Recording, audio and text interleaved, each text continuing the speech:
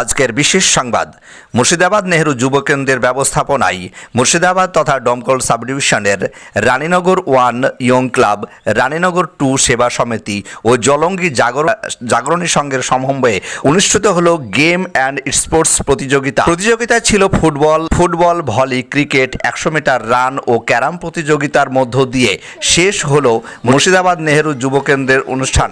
এলাকার মানুষ মুর্শিদাবাদ নেহেরু যুব কেন্দ্রকে সাধুবাদ জানিয়েছেন।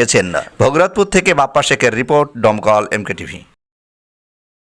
আমাদের মুর্শিদাবাদ নেহেরু যুব কেন্দ্র আমাদের ডমকল শুধু নয়, সারা মুর্শিদাবাদ ব্যাপী বিভিন্ন ব্লকে এরকম প্রোগ্রাম করে থাকেন। তাই আজকে মুর্শিদাবাদ নেহেরু যুব কেন্দ্র যে ব্যবস্থাপনার মধ্যে দিয়ে এই প্রোগ্রামগুলো করতে চলেছেন, আমরা এটা মনে করি যে এলাকার ছেলেমেয়েরা সার্থক বা সাফল্য পাবেই।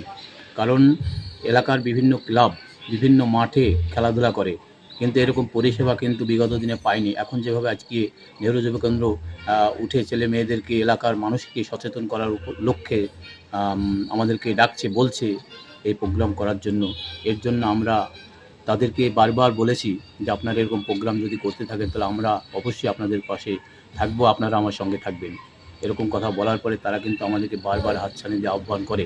আমরা তাদেরকে বলি যে আপনারা আমাদের পাশে থাকুন। এবং এটাই নয়, শুধু মুর্শিদাবাদ নয়, পশ্চিমবঙ্গের যে সকল ছেলেমেয়েরা, যে সকল জেলায় যে সকল মানুষ ছেলেমেয়েরা খেলাধুলা করে তাদেরকে কিছু আর্থিক সহযোগিতা এবং খেলাধুলার যে অ্যাটিটিউড যেগুলো লাগে, কিটস থেকে শুরু করে বল, জার্সি, প্যান্ট, হুজ, ব্যাট, সমস্ত কিছুই, এগুলো যদি ব্যবস্থা করা যায় তাহলে এলাকার ছেলেমেয়েরা কিন্তু অনেকটা উপকৃত হবেন। কারণ একটি বল কিনতে গেলে 700-800 টাকা দাম, একটা ব্যাট কিনতে গেলে 1,500 থেকে 2,000-3,000 টাকা দাম।